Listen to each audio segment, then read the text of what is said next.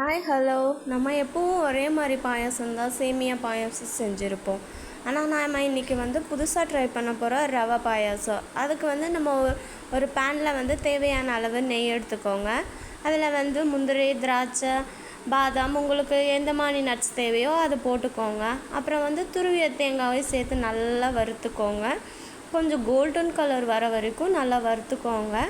அப்புறம் பார்த்திங்கன்னா நம்ம எடுத்து வச்சுருக்கிற ரவையும் சேர்த்து நல்லா கொஞ்சம் பொன்னிறமாக வர அளவுக்கு வறுத்துக்கோங்க.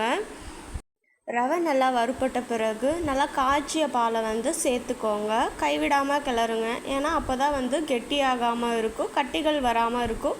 நல்லா கலந்து விட்டுக்கோங்க. நம்மக்கிட்ட பால் அதிகமாக இருந்தால் பால் மட்டும் சேர்த்துக்கலாம்.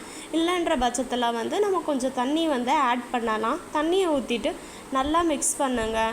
சின்ன சின்ன கட்டிகள் எதுவும் இல்லாத அளவுக்கு மிக்ஸ் பண்ணிக்கோங்க. அது நல்லா ஒரு கெட்டி கன்சிஸ்டன்சிக்கு வந்த பிறகு சர்க்கரை அல்லது மில்க் மேட் நம்ம சேர்த்துக்கலாம். நம்மளுக்கு தேவையான அளவுக்கு சேர்த்துக்கோங்க. நாட்டு சர்க்கரை கூட நம்ம சேர்த்துக்கலாம். நல்லா மிக்ஸ் பண்ணி விட்டுக்கோங்க. பிறகு நாம் வறுத்த திராட்சை, முந்திரி, பாதாம், அப்புறம் தேங்காய் இதெல்லாம் சேர்த்து நல்லா மிக்ஸ் பண்ணிட்டா நம்மளோட சுவையான ரவா பாயாசம் ரெடிங்க.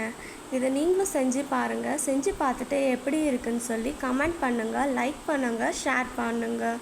தேங்க்ஸ் ஃபார் வாட்சிங் மை சேனல்.